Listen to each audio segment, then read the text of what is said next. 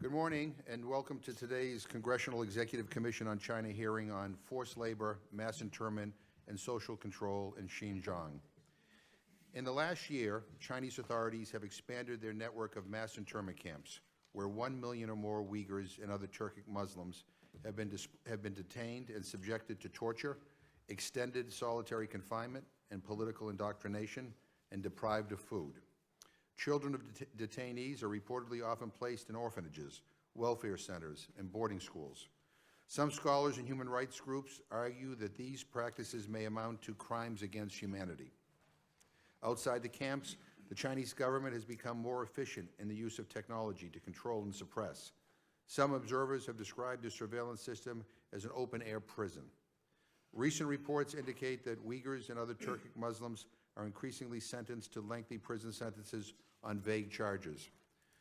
One case is that of Uyghur scholar Ilham Tohti, who is serving a life sentence in spite of his dedication to nonviolence and reconciliation. He is a Defending Freedoms Project prisoner of conscience, and his congressional advocate is Representative Jim Langevin of Rhode Island. Meanwhile, the practice of Islam has also been criminalized. Mosques have been destroyed, Islamic dress has been forbidden, and fasting for Ramadan has been disallowed. And it is in this context that new information has come to light, detailing the widespread use of government-subsidized and large-scale system of forced labor in both mass internment camps and in factories throughout Xinjiang. Satellite imagery, personal testimonies, and official documents indicate that detainees in camps and some who have been released are forced to work in food, textile, and other manufacturing jobs. Products reportedly produced with forced labor include textiles such as yarn, clothing, gloves, bedding, and carpet. Electronics, including cell phones and computers, food products, shoes, tea, and handicrafts. In January 2019, the U.S. company Badger Sportswear stopped importing clothing following reports that it was made with forced labor by internment camp detainees. In May 2019, the Wall Street Journal linked the supply chain of Adidas, Campbell's Soup, H&M, Kraft Heinz, Coca-Cola, and Gap Inc. to forced labor. On October 1st, U.S. Customs and Border Protection issued a withhold release order on garments produced with prison or forced labor by Hutian Taida Apparel, which has exported products to Costco. Current U.S. law prohibits the import of any product made with forced labor.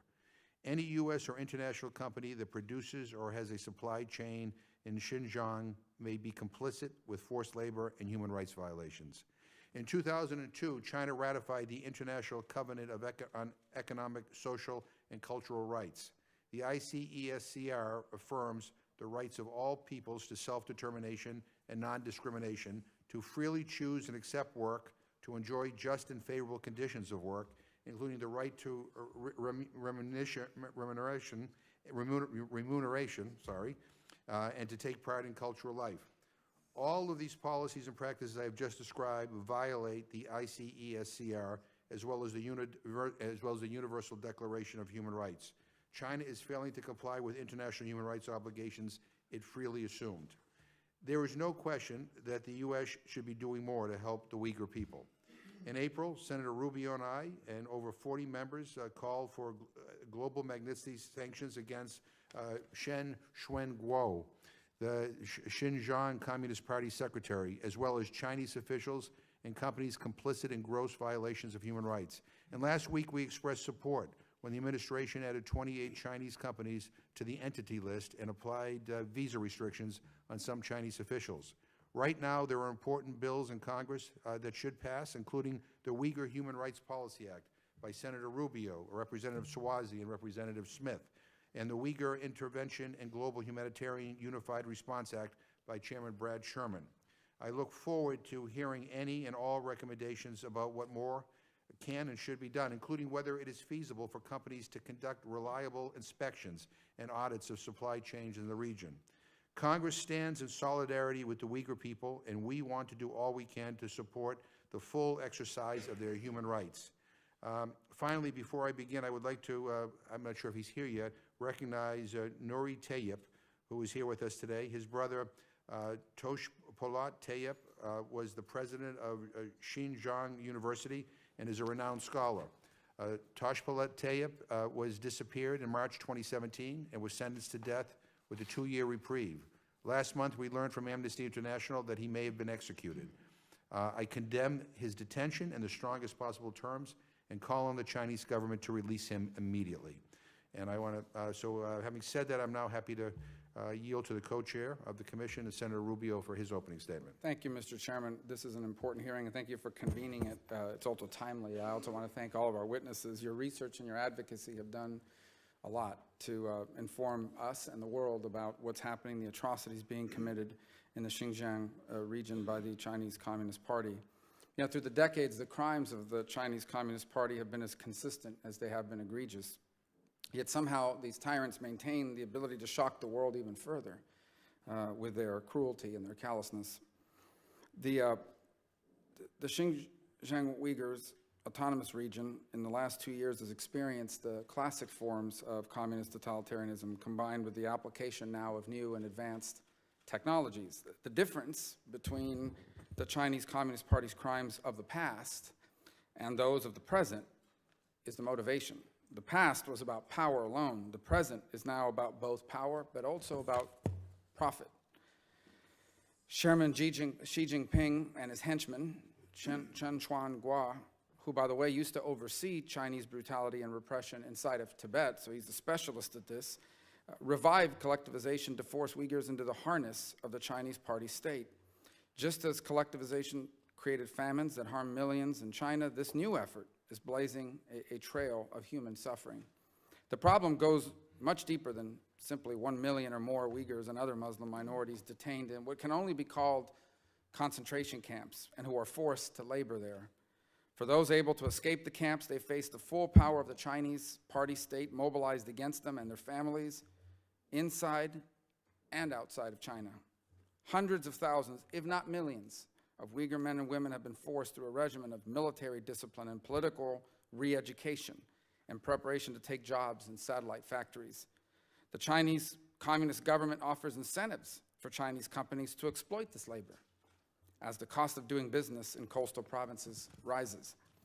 And what of the families and the children and the elderly? They're removed from their families' care so the adults can work in the factories. Instead of the warm embrace of their families, the young and the elderly are forced into the stifling custody of the Chinese Communist Party. For the children, this means the loss of their language, their culture, their faith, their heritage. For the elderly, this means loneliness and isolation in their final years. Their children and grandchildren will never hear the stories of lives well lived, of hardships conquered, or the importance of faith and values in a brutal communist-governed world. Today's hearing, however, is not about this alone. It is about understanding how the party integrates labor and social control and the national security and moral risks for individuals and companies that deal with China. The network of detention facilities and factories has turned Xinjiang into a forced labor camp roughly the size of the states of California, Montana, Texas, and Florida combined. Millions of Uyghurs and other predominantly Muslim ethnic minorities labor in textile and light manufacturing and are prohibited from practicing their faith. Simply put, this is slavery, the slavery of socialism, with Chinese characteristics. Earlier this month, the Trump administration announced sanctions, as the chairman said, targeting Chinese officials as well as governmental and commercial entities for these severe human rights abuses, and I believe these also constitute crimes against humanity. We all welcome these steps. We also believe more can and should be done to resolve one of the world's greatest ongoing tragedies and to hold accountable its perpetrators. I hope the House will soon pass Senate Bill 178, the Uyghur Human Rights Policy Act that the Senate passed last month.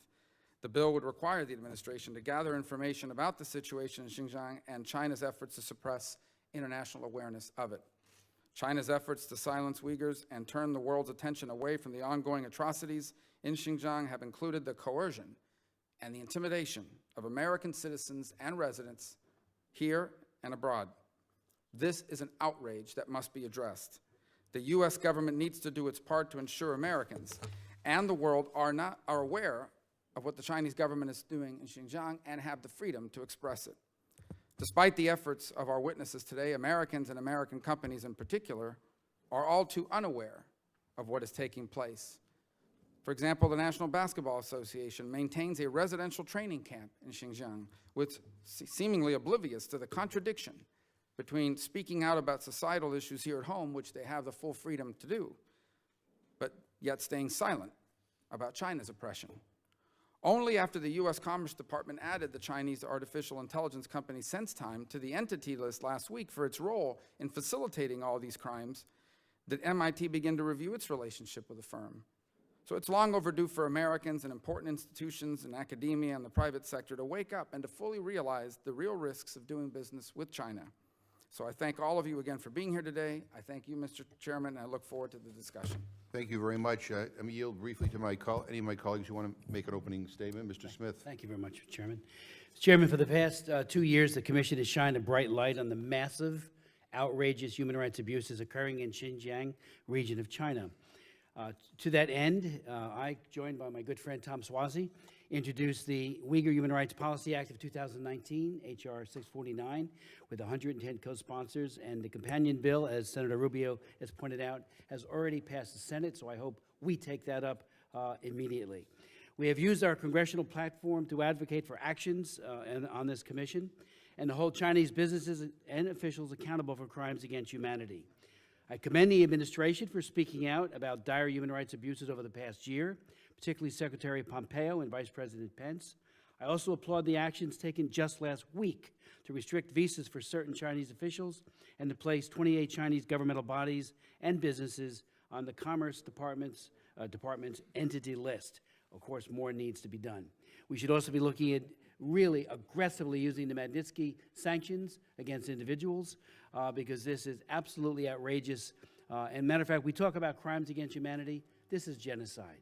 They are trying to destroy the Muslim Uyghurs, they being the Chinese dictatorship, and we need, and the world needs to do far more than we have done to date. The world cannot remain silent when the Chinese government conducts a high-tech police state whose goal is the destruction of the entire ethnic minority population, and they're using every means at their disposal to do so. I would point out, we talk about how they're using gulags and forced labor. That has been a staple, as we all know, of the Chinese dictatorship's exploitation for decades. I actually, after Tiananmen Square, joined Frank Wolf. We went and visited Beijing Prison Number 1, where the activists, 40 of them that were there that we knew of, that were on the Tiananmen Square asking for democracy, were making jelly shoes and socks in Beijing Prison Number 1 for export. So this is just part of their apparatus that is now gone into hyperdrive as they extend it to the people of Xinjiang. So we need to speak out.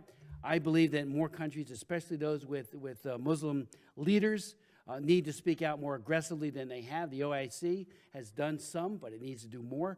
And the world and the UN, all of us need to coalesce around this has to stop. This is a genocide.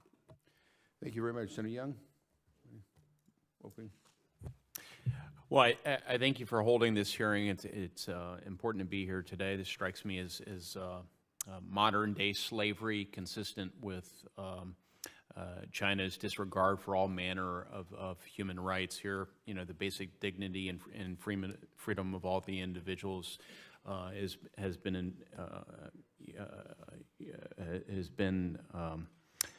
undermined, and it appears they are being persecuted in part by their faith. It strikes me that the United States is standing up for the Muslim world during this time, which is really important as we stand up for the freedom of religion of all peoples.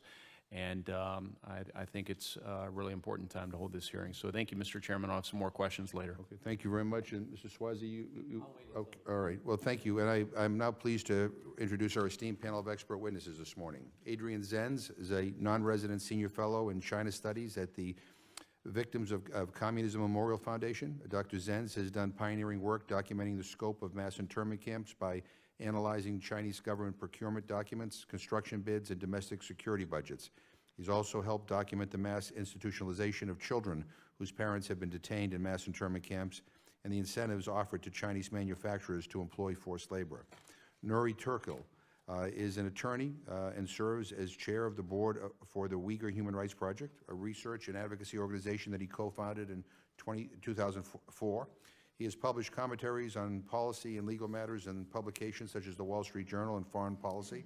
Born and raised in Kashgar, Mr. Turkel has received his law degree from American University. He is the first U.S.-educated Uyghur lawyer and is a fluent speaker of Uyghur, Chinese, and Turkish. Michael Posner serves as the Jerome Kohlberg Professor of Ethics and Finance at NYU's Stern School of Business. He is the director of the Center for Business and Human Rights at the school, the first ever human rights center at a business school.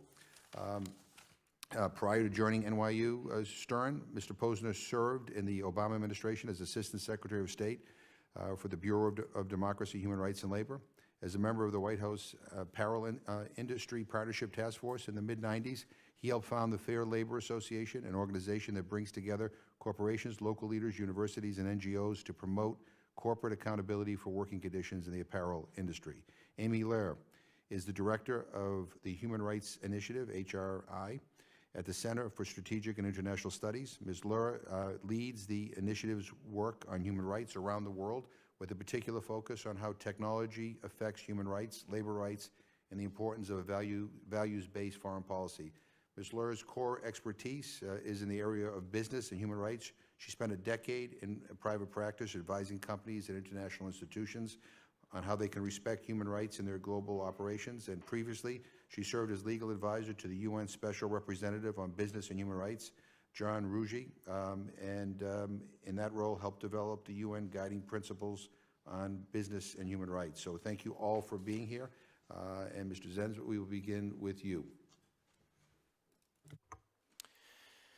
Salam, and thank you for having me today. In 2017, China's Xinjiang region embarked on the probably largest incarceration of an ethno-religious minority since the Holocaust. Despite international criticism, Beijing has persisted in this campaign. The reason for this is now clear. All along, there was a long-term strategy behind it.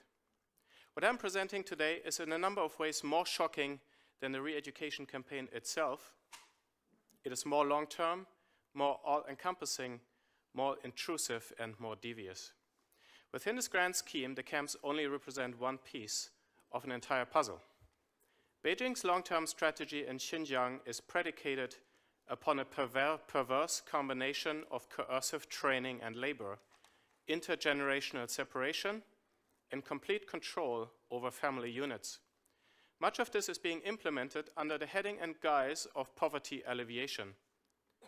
In my research, I've identified 3 schemes by which the state seeks to place the vast majority of minority adults into different forms of coercive or at least involuntary labor. Flow 1 pertains to persons in vocational training internment camps. Camp detainees can end up in factories, on internment camp compounds, in industrial parks, which can be located near camps or the camps in them, or village satellite factories. The employing companies receive a 1,800 Chinese yuan state subsidy for each internment camp laborer they train, 5,000 yuan for each they employ, and a shipping cost subsidy of 4% of their sales volume. In 2018, Huafu Corporation, which operates the world's largest dyed yarn production in Xinjiang, received $500 million Chinese yuan, or 71 million US dollars, in subsidies from the Xinjiang government.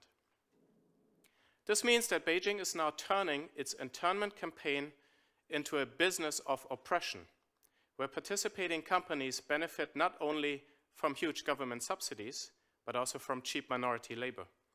As a result, they will be able to undercut global prices and turn Made in Xinjiang into a multi-billion-dollar business model.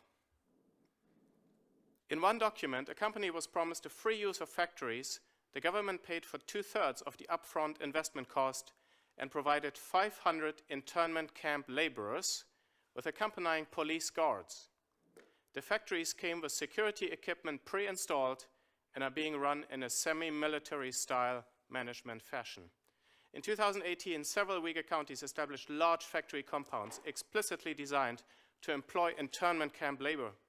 One county alone commissioned a factory park with 335,000 square foot of floor space to be constructed directly on an internment camp compound, providing forced labor for 1,560 camp detainees. Flow 2 in this scheme pertains to a vast government scheme that puts hundreds of thousands of so-called rural surplus laborers into centralized training lasting between 1 and 3 months, involving 1 month of military drill in order to produce standardized behavior, 1 month of political thought indoctrination, and 1 month of vocational skills training. Workers are then sent off to their new work destination in large groups and live in factory dormitories, often far from home. This process might not be as coercive as internment camp labor, but it shares many similar features, indicating a high degree of coercion. Flow 3 places rural Uyghur women into village factories equipped with nurseries for infants as young as a few months old. Uyghur women are traditionally resistant to full-time work because they care for the elderly and children. Government village work teams have been working overtime to quote-unquote convince these women and their parents of the benefits of full-time factory labor.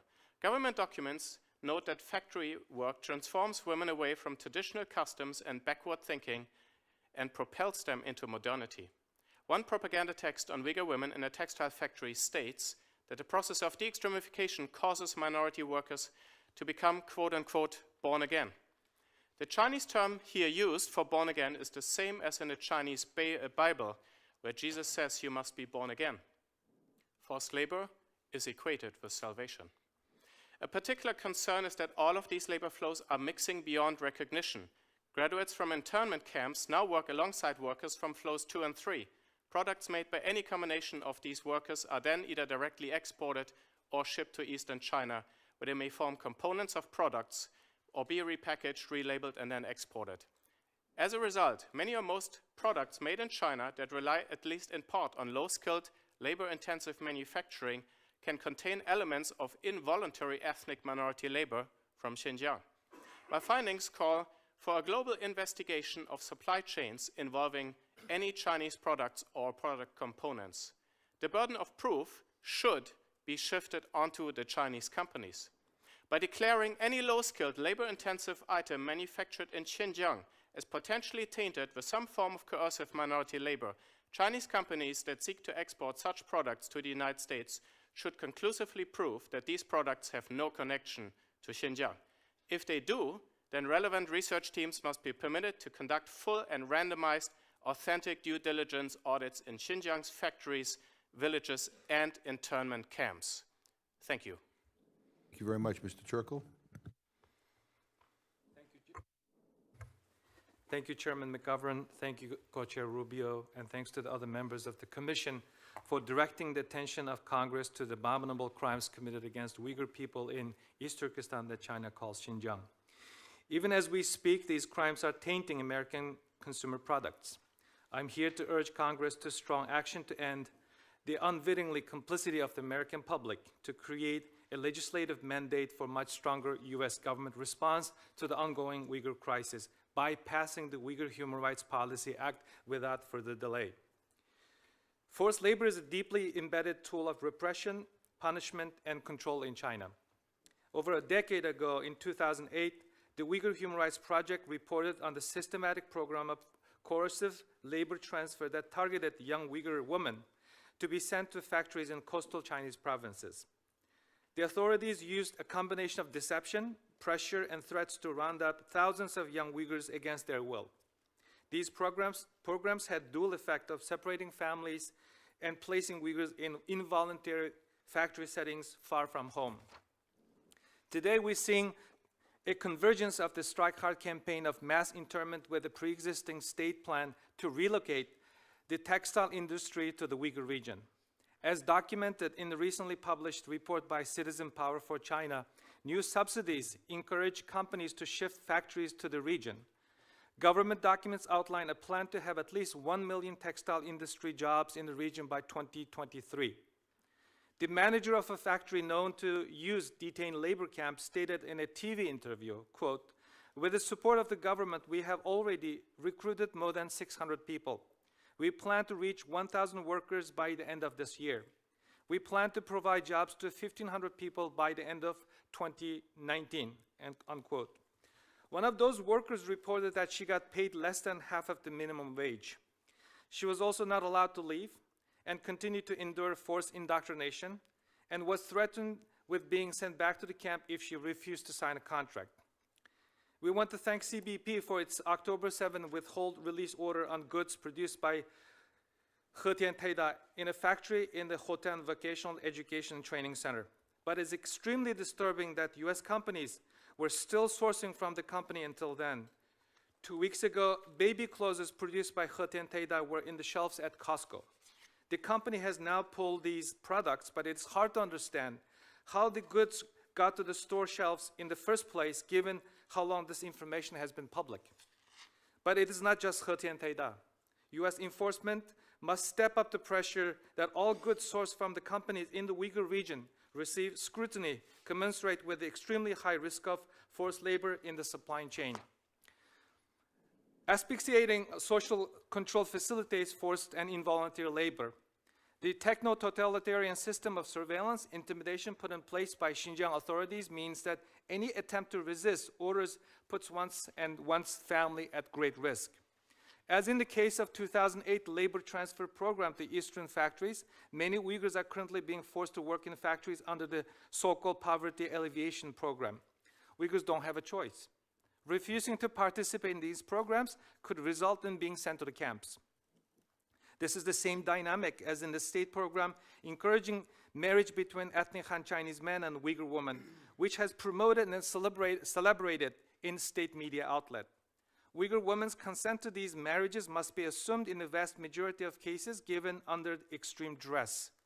If a young Uyghur woman to decline a marriage proposal from a Han Chinese man, she and her family could be labeled as extremists and sent to the camps. Uyghurs cannot say no. As a Uyghur individual living overseas recently described to the BBC that there's an atmosphere of horror. Quote, everyone feels like they've been watched all the time. There's a huge sense of fear. People tell me they sleep in their clothes because no one knows whether at night they might be taken away, unquote. Uyghurs outside of China are also subject to extraterritorial surveillance and coercion. Our latest report on this issue documents these ongoing and flagrant violations of federal law on US soil. As one Uyghur American said about being contacted by Chinese state security agents, they're telling us, quote, we're watching you. Wherever you go, still you are Chinese, unquote. Even though you're outside of China, it does not mean that they can't do something to you because they have your friends, children, parents, and relatives. Agents of foreign power are surveilling and terrorizing our own fellow American citizens with threats to send their remaining family members to the camps if they speak out about what is happening in their homeland. Given this system of intimidation and terror, both inside and outside of China, corporate supply chain due diligence is impossible. The complete secrecy surrounding the camps and horrific means of total control that is hanging over those who are not in the camps means that the free flow of information has been cut off to an extent rarely seen in modern times. No independent auditor or supply chain certification process can collect reliable information from workers, factory management, and local government. No interviews can be treated as uncoerced.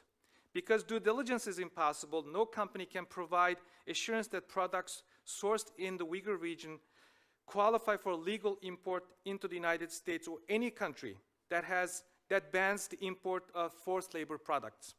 If existing legal authorities are insufficient for Customs and Border Protection Agency to issue withhold release orders, commensurate with the risk of allowing illegal goods into the United States, Congress must act to shift the burden of proof to the companies that wish to import products sourced in Xinjiang or produced with the Xinjiang source cotton. I have some additional recommendations that I would like to share with you when time permits. Thank you very much. Thank you very much. Mr. Posner. Thank you, Chairman McGovern, Chairman Rubio. I want to first thank you especially, and Congressman Smith, for the leadership you've played on human rights over the years. when I was in the government, I was called quite frequently to come to various places in Congress to defend things that we were doing.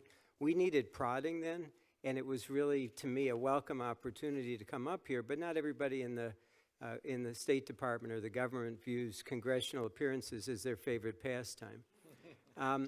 This is a particularly important moment for you to be continuing to lead, and especially on this issue. All of you in your opening statements laid out the various things that you've done, both Senator Rubio, you in the Senate passing the Uyghur Human Rights Policy Act, and Congressman McGovern Smith, what you've done, what you're doing now in getting the House to pass comparable or a different bill that deals with some restrictions, especially on technology. It's really important that you keep doing that, and I think the recent actions by the administration, the adding the 28 organizations to the entity list, the October Customs and Border withhold release orders, and the identification, although without names, of individuals for visa restrictions, none of that would have happened if Congress hadn't been on the ball. And there's more that the administration can do. You've mentioned the Magnitsky Act as one example. We need to name names. We need to not only pass laws, but we need to implement them and implement those regulations so that companies that are doing business and entities, leaders in that area, really feel the bite. So I just urge you to continue what you're doing. I want to say just a couple of words about what the administration's done. I'm often critical of the administration, and this is an area where I think Secretary Pompeo and Deputy Sullivan have spoken out forcefully and said the right things consistently, including at the UN General Assembly last month. Their words are clear. They are clearly concerned about what's happening in Xinjiang, but their words are undermined by the ambivalence of the administration, and frankly, it starts at the top. The president himself has been unable or unwilling to speak out forcefully about human rights in China, and it's part of a broader pattern. At the Group of Seven meeting last month, he referred to Egyptian President Sisi as my favorite dictator. In a bilateral meeting, he called him a real leader who's done some things that are absolutely amazing. He called the Saudi Crown Prince Salman a friend, saying he's done a spectacular job. He's pledged complete support for Brazilian President Bolsonaro, saying he's done a great job for the people of Brazil in all respects. He's praised Vladimir Putin as a terrific person. The list goes on. And it's not surprising then in August when he was asked about what was happening in Hong Kong, he said the people of Hong Kong and China are going to have to deal with that themselves.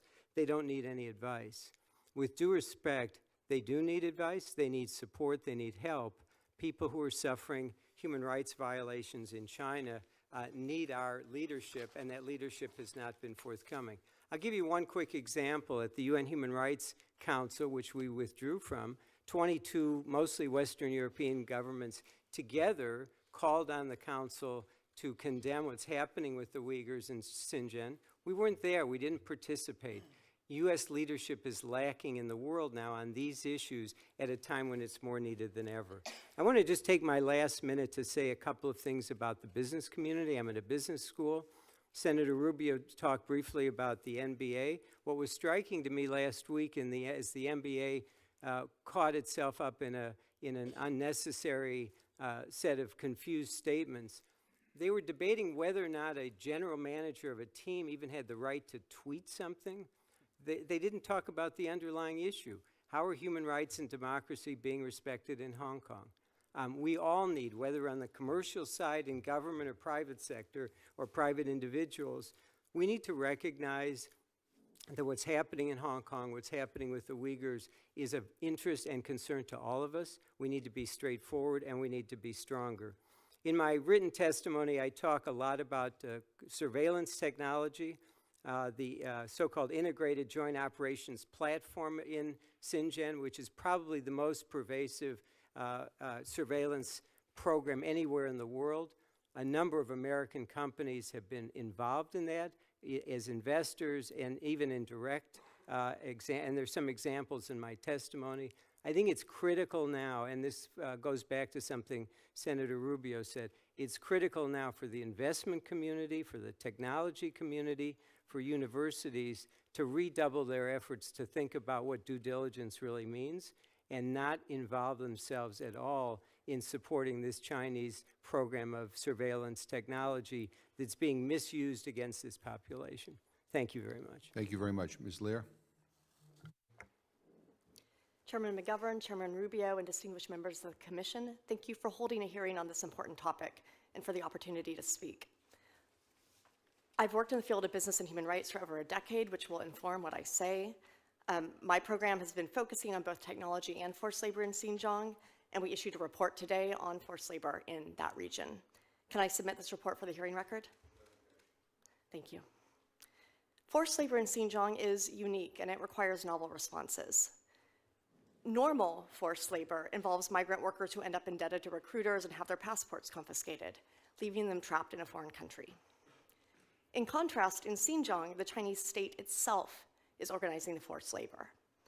Moreover, it's part of a broader effort to cut minorities off from their culture and religion and increase loyalty to the CCP through detention, re-education, and work. Forced labor in Xinjiang may indeed rise to the level of a crime against humanity, which I'm happy to expand upon later. At CSIS, our research confirmed and expanded on the work of others who have spoken today.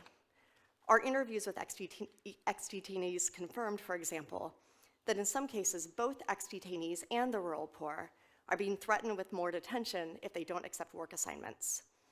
Both groups are also being paid far below the minimum wage in some instances, and the populations of the rural poor and ex-detainees are being mixed in factories.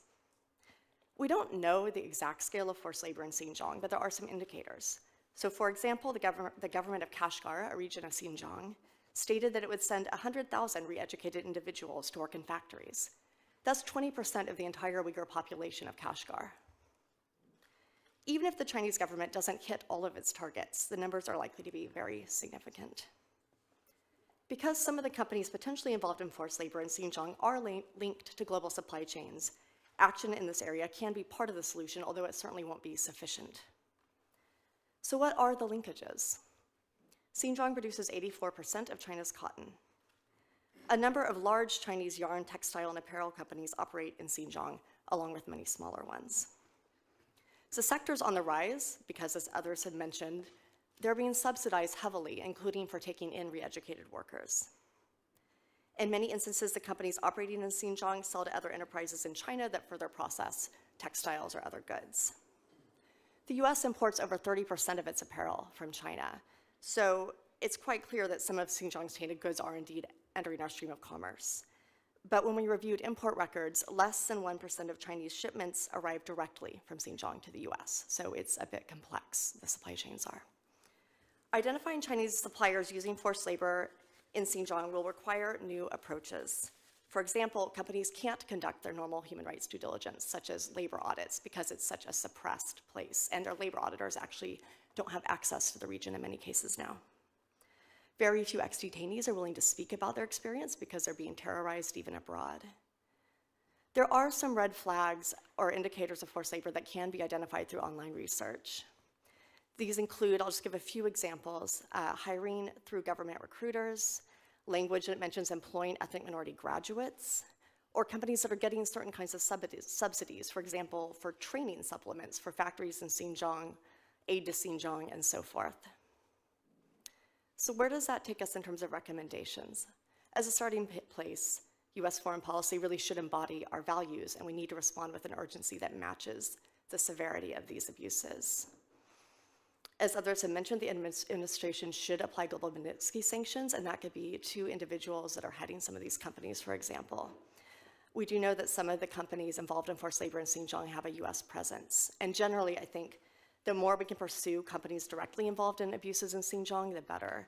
And that wouldn't just be forced labor, but also related to technology and even companies that are building these factories and detention facilities.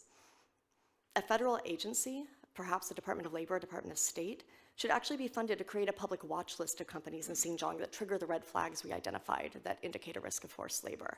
That would help CBP do its job. It would assist with global Magnitsky designations, and it would also put US companies on formal notice of the risks in their supply chain. CBP's approach will need to reflect, in terms of using the Tariff Act to seize goods that are produced with forced labor abroad, their approach needs to reflect the fact that Xinjiang is a police state, and so they probably are going to need to make some assumptions based on certain of the red flags we identified to enable seizures.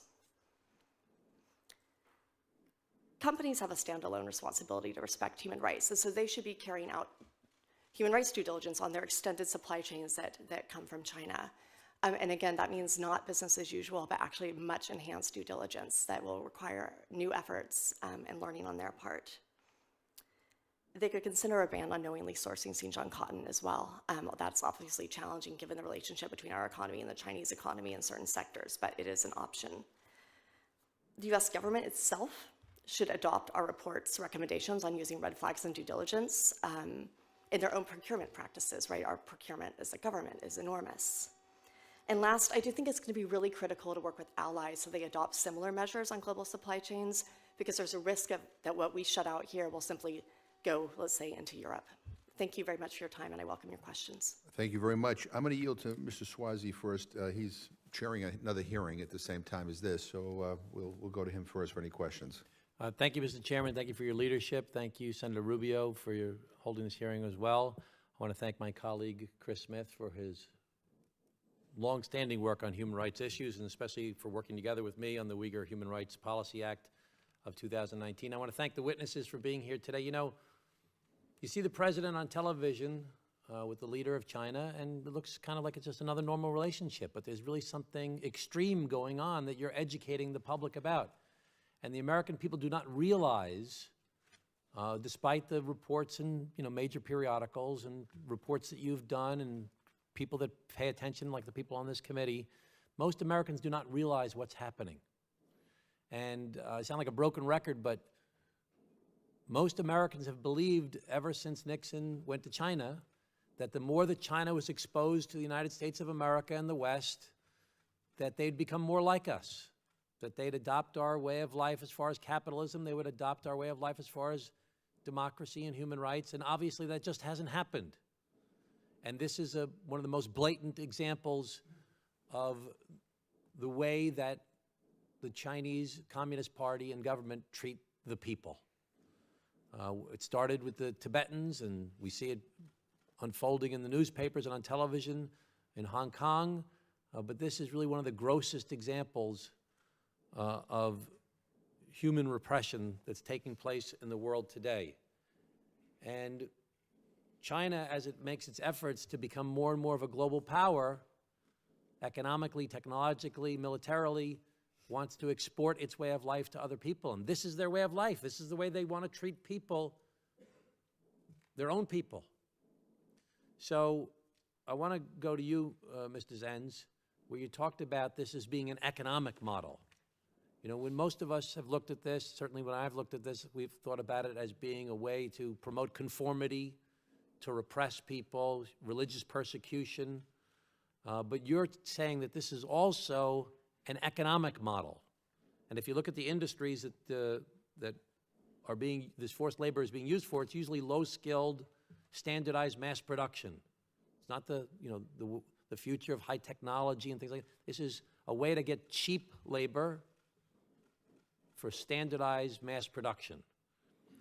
How much of what's going on with the Uyghurs, especially, and the forced labor that's taking place, do you see as being a way to get conformity and repression of a religious minority, and how much of it do you see as being an economic model? And I know this is not a precise thing, but is it a 50-50 thing, or is it 80% repression and conformity and 20% economic model? Well, how do you view that? The primary goal of Beijing in Xinjiang is to secure the long-term power and survival and rule of the Communist Party. For a communist regime, securing power and ideological supremacy through labor is ideologically consistent. It goes hand in hand. I argue that the ideological goals are primary and the economic goals are secondary. But even so, the economic goals are very important because, as we have seen, economic success is now the main driver of the CCP's power in the world, the reason why China is powerful. And I believe they're extending their business model in Xinjiang. They're killing a whole bunch of birds with one single stone. So when they're using this economic model, I think it's important for us to publicize the fact that, and I wasn't even aware of the extent of this until I prepared for this hearing, that how many American companies are using the products that are being produced from this forced labor in Xinjiang. So we see that there was a Wall Street Journal report back in May of 2019 that supply chains of Adidas, Campbell Soup, Kraft Heinz Company, Coca-Cola, and The Gap, and I see also, and I don't know where this came from, but it's in some of my materials that I prepared for this, that there's yarn reportedly entered the supply chain for H&M and Esprit, that there's also supplied clothing for Calvin Klein, Tommy Hilfiger, Nike, Patagonia. Is it even more extensive than the companies that I've mentioned that are using these products that are being produced with forced labor in these internment camps, re-education camps? Is it even more extensive than the companies that I've mentioned here? 3 points on this. The first point is that this is subject to further research, because it likely is much more expensive than we all realize. Secondly, Xinjiang produces 84% of China's cotton, and China produces more than a quarter of the world's cotton, supplying cotton to Bangladesh, almost half of Bangladesh's cotton, etc. Now we need to establish the exact dynamics of what all is made with forced labor, what is made with involuntary labor. But I'll give you one example. He Tian Taida, who was just subject to the Customs and Border Protection detention order, days before this detention order came into effect, He Tian Taida shipped 1.2 million items of baby pajamas and baby sleeper blankets with the destination Costco, and Costco started and was going to sell them and put them up on their website until they decided to pull it. I personally went to a Costco in Minnesota and asked about these baby clothes, and they said, yeah, we had them, but for some reason, we just got an order from management to put them off the shelves for now. So, you know, it's important that we remind people that this is internment. People are being imprisoned. People are being tortured. People are being forced to do things against their religion, and they're trying to benefit from it economically as well. And the work that we're doing is to try and highlight this and have them pay for this economically. If part of their goal is economic, we want to really hurt them in their wallets. There are other things we need to do as well, but the sanctions efforts that we're trying to do to stop these products from coming to the United States of America are also essential. I just want to point out also that China is exporting these practices to other parts of the world, including U.S. soil. And there was a report in March of this year that a jury in Brooklyn convicted the head of a Chinese construction firm for engaging in a conspiracy to provide forced labor of Chinese workers working here in the United States of America, where people were working 14-hour days, 7 days a week for several years without receiving any pay. In the United States of America, in Brooklyn. We also have the U.S. Department of Labor announced that a Chinese construction company owed over $13.9 million to 2,400 workers on the island of Saipan, part of the U.S. Commonwealth of the Northern Mariana Islands. The Chinese construction firms hired to build the Imperial Pacific Casino Resort project engaged in reprehensible labor practices. They employed workers who entered Saipan on tourist visas and forced workers to labor for over 12 hours a day with no days off, ignoring federal minimum wage and overtime rules. And there's further ongoing litigation regarding worker safety and forced labor. China's goal is to become the dominant world power. They have a plan to do it. We need to look at what it is they're trying to accomplish. We know how they treat their people already. We know how they treat the Uyghurs. We know how they treated the Tibetans and are treating the Tibetans. We know what's going on in Hong Kong. And they want to export this throughout the world. So I want to thank all of our witnesses today for their excellent work that they've done leading up to this point, the research they've done in helping to highlight this to the American people. And I ask my colleagues here to work with us to try and get our Foreign Affairs Committee to finally put our bill forward on the Uyghurs to get this moving so we could join with the Senate, try and get something passed to help make this happen. Thank you very much to everyone, and Mr. Chairman, thank you so much Thank for you very allowing me much. to go. Senator Rubio. Thank you very much. I appreciate it. Mr. Turkle, let me ask you this. It's clear from your testimony that the horrific situation that Uyghurs are facing, they're facing it no matter where they live, as their relatives at home in the Uyghur region are either swept in the camps or live in an atmosphere of constant and pervasive fear. So Uyghur American yourself, if you feel comfortable speaking about this, can you tell us a little bit about how all of this has affected your family personally? Thank you. Before I answer your question, I'd like to ask Chairman for permission to enter these two reports into record. One is by my organization profiling China's harassment activities, coercive activities, and the second one is about labor issued by a Chinese sister organization. Without objection. Thank you very much.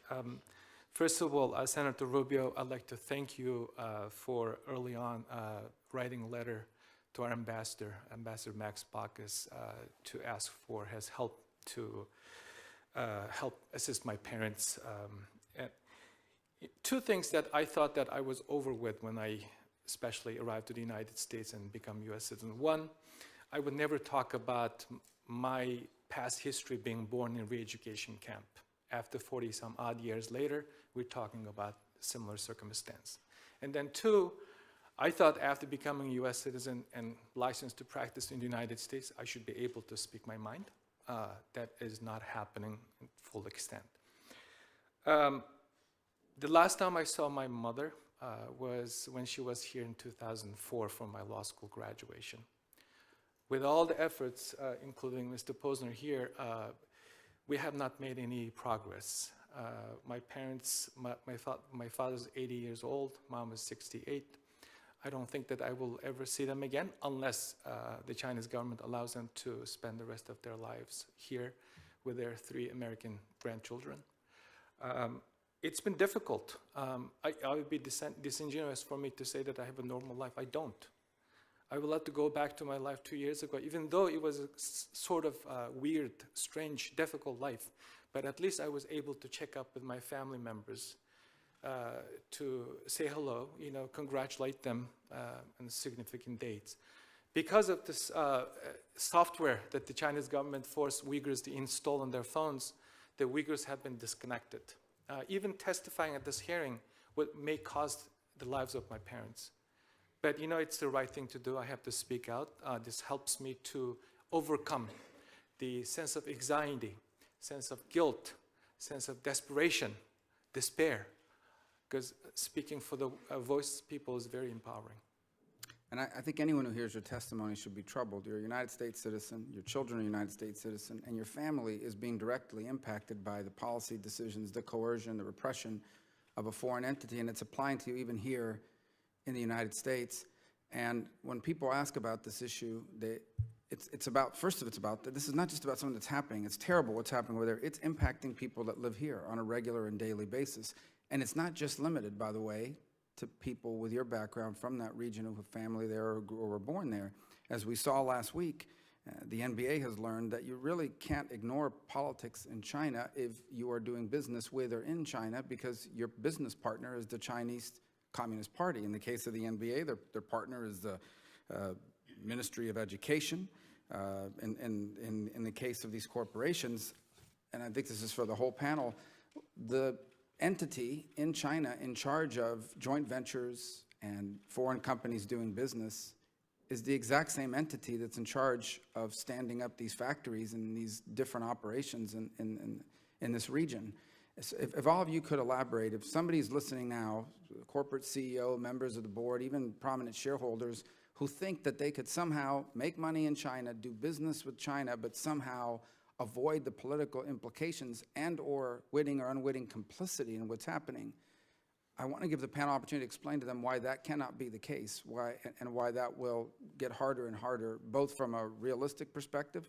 I think, Mr. Turkle, in your testimony, you talked about how due diligence is impossible in this region, but even broader, the there's no way to escape this. If you're sourcing from there, if you're doing business from there, particularly in the Xinjiang region, you are engaged in not just witting or unwitting complicity in these crimes, but you're engaged in politics, whether you like it or not, and you're now forced to make this decision between billions of dollars in revenue or not speaking out and losing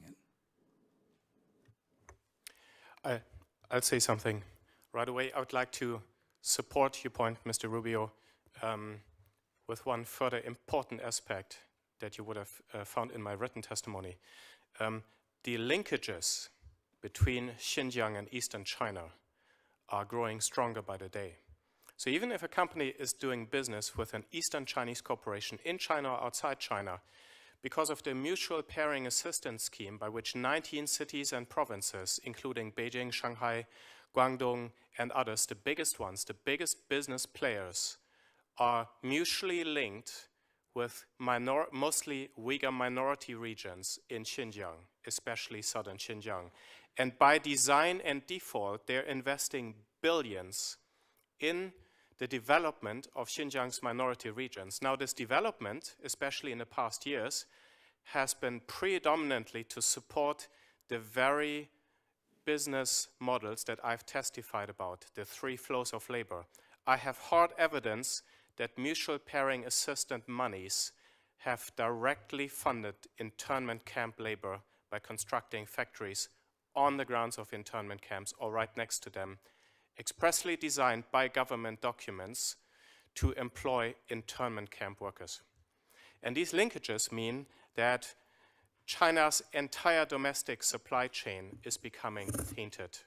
And the implications of that heavily underscore the very point that you have made, that doing business with China is not only a problem because the CCP in Beijing dictates what you can say publicly or not say about anything that they care about, but also because doing business even in Eastern China is now increasingly impossible without in some way participating or supporting the repression in Xinjiang.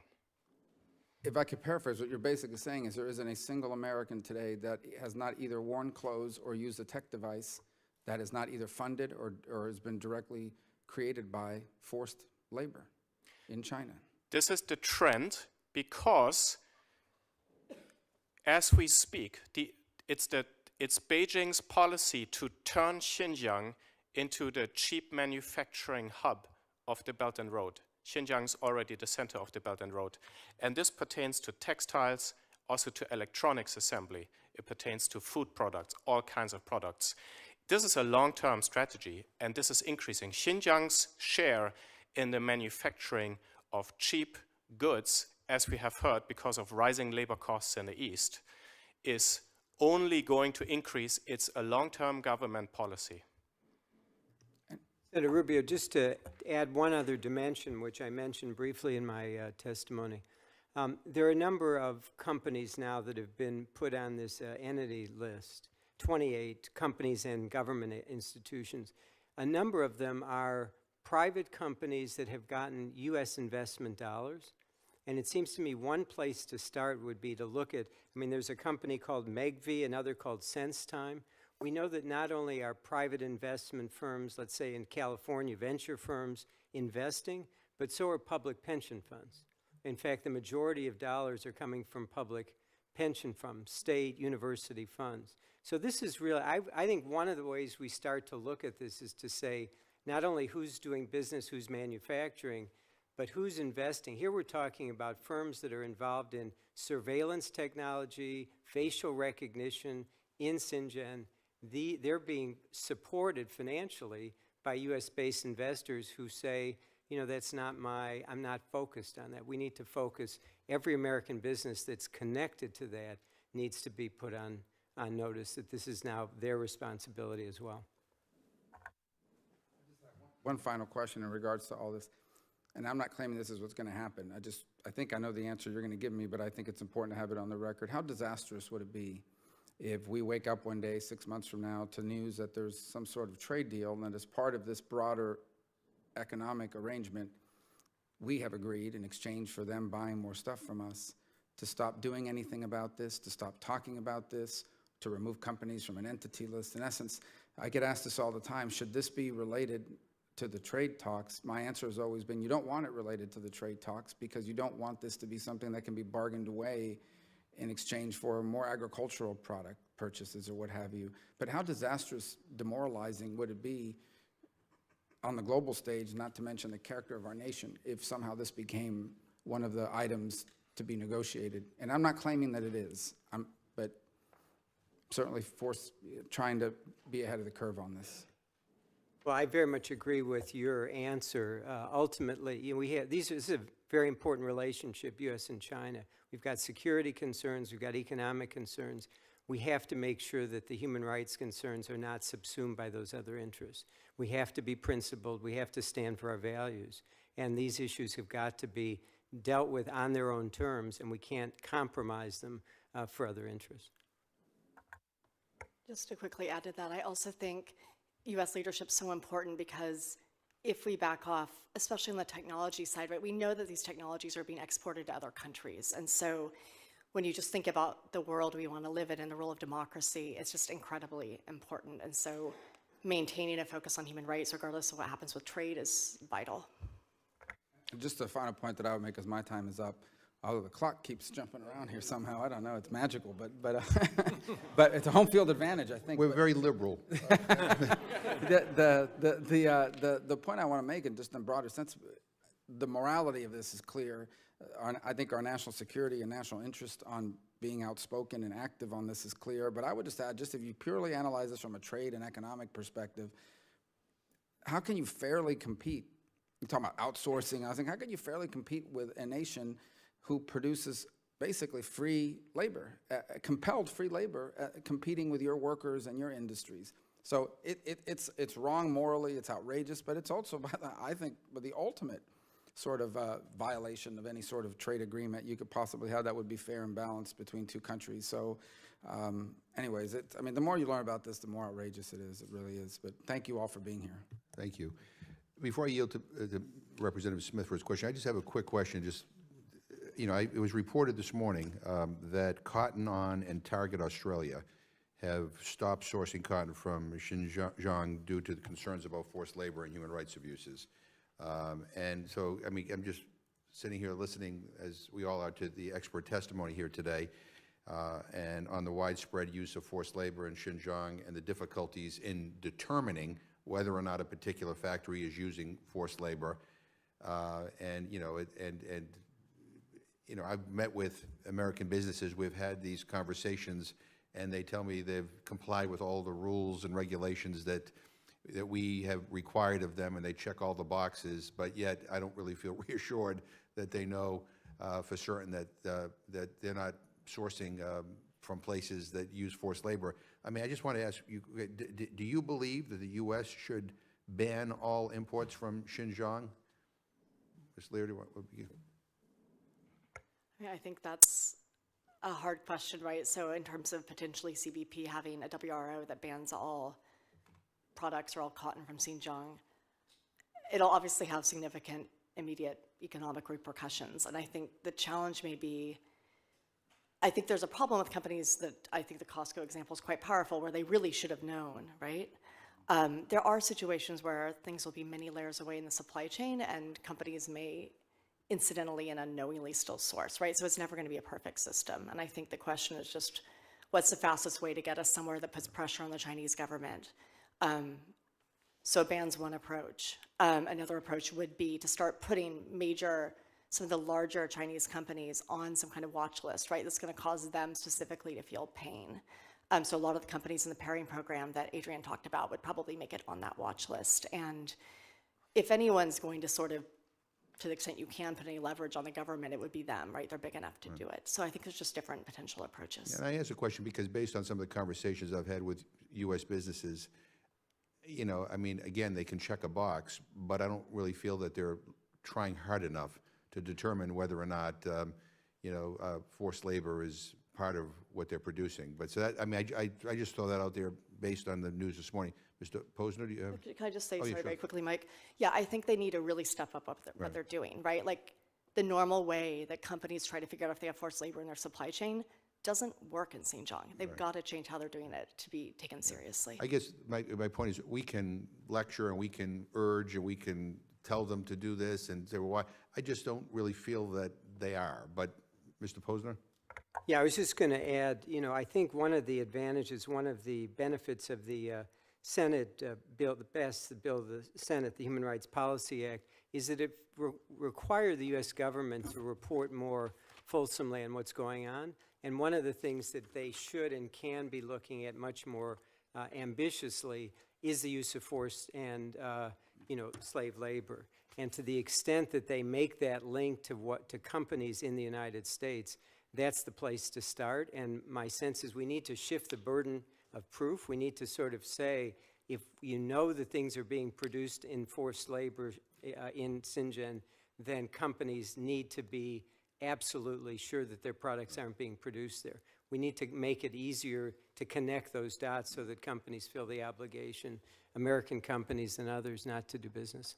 Mr. Turkle? Yes, I would say in one word, yes, that's necessary. And also, we should also encourage other countries, our trade partners, to take a similar measure. This has to be a global effort. I applaud the Australian government for taking this step yesterday with those companies. They've been looking at others, such as H&M and other importers, to implement similar policies. Yeah. Mr. Zenz? Yes, I think at a minimum, the burden of proof should be shifted to the companies. That's an easy, that's a step that should be done. So there should be much more restrictive practice. But I actually do believe that a general ban on low-skilled, high labor-intensive manufacturing items from Xinjiang is actually not unfeasible. It can be done because we have such policy evidence, and we can continue to work on it, but we have such evidence that this is a systematic policy. In relation to the mutual pairing assistance, we have evidence of the funding being put into it.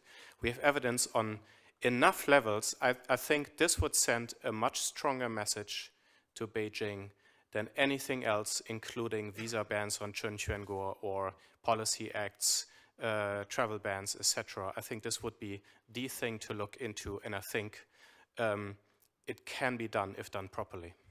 Can I add one more quick sure. point? You know, we've been looking at very different ways to address the humanitarian crisis and force the Chinese government to change its behavior. This is one of the ways that they may possibly change, because the Chinese government has not incurred any cost for their policies.